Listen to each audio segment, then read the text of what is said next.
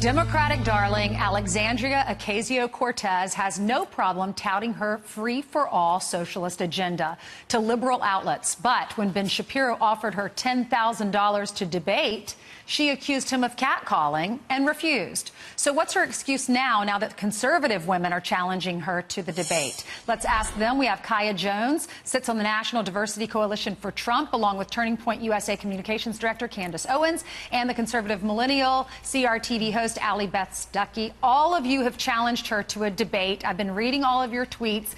She has not, I don't think, responded. I want to go around the square here and ask. And Candace, I'll start with you, because you were offering her $100,000 to a charity of her choice, thanks to people who have contributed to Turning Point USA. Did you ever hear from her? I did not hear from her, and this is not the first time that she's declined to debate me. She ignored a TV station which came forward and said that they would actually sponsor a conversation between the two of us. And I think that this indicates that she doesn't understand the platform upon which she stands for. It would make sense for her to want to come forward and defend her ideas, but of course her ideas do not make sense beyond on the paper, the utopian concepts that she preaches. So it's unfortunate, but I'm not surprised whatsoever. Yeah, she put herself in this ring. I thought maybe she's young, maybe she's not ready for a debate, but she did run for office and she was elected, so we need to hear her thoughts. Kaya, I know you asked her to debate her. You put on Twitter, can I please debate you? Did you ever hear from her? Not a penny, not a word. And you know, I want her to debate at Politicon. You know, Politicon is going to be an open platform, very non-biased. So I was hoping that she would have responded, but nothing. Why do you think she didn't? I think she's scared to debate. I think that's the thing. The socialistic platform of the regime that she's thinking to bring into the American platform is just, I don't think she knows what she really is going to debate about. I think she's confused even. You know, some of the things she has said, she's not even sure about Nancy Pelosi, which is part of her team. Allie Beth, you did that mock video over and you were hit for it. Why don't you think she's responding to you? Exactly. Well, first of all, let's make something clear. She didn't deny Ben Shapiro's offer to debate based on sexism. She did it based on fear. And the ironic thing is that when I released that satirical interview just a couple weeks ago, she responded by accusing Republicans of being scared of her.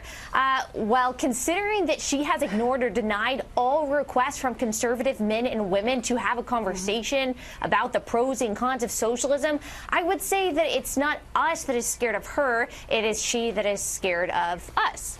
That's interesting, because Nancy Pelosi said that Republicans were scared of her, too, in that interview on NBC. All right, let's look at this poll. This is a Gallup poll that Democrats view socialism more positively than they do capitalism. Unbelievable. Look at those numbers.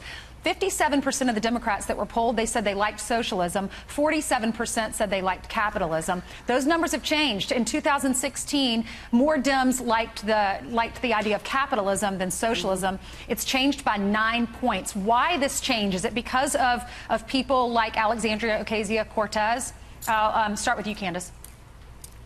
I actually think it's because of the Democrats and their aggressive rhetoric in response to Trump winning the presidential election. They're going to have to contend with this. The more moderate Democrats, which I think is what Nancy Pelosi and Maxine Waters actually are, have been using aggressive rhetoric, accusing everybody of sexism and of racism. And what has been born of this aggressive rhetoric is this extreme left platform which wants to create a utopian society. A utopian society which believes that money can grow on trees, which of course we know it can't. Socialism has killed 100 million people in the last 100 years.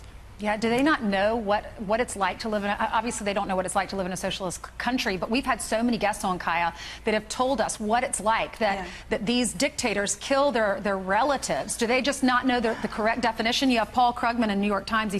He wrote this on Twitter. A funny thing happens when you demonize universal health care, nutritional aid, and unemployment benefits as socialism. Lots of people decide socialism is okay. Why do they think socialism is okay?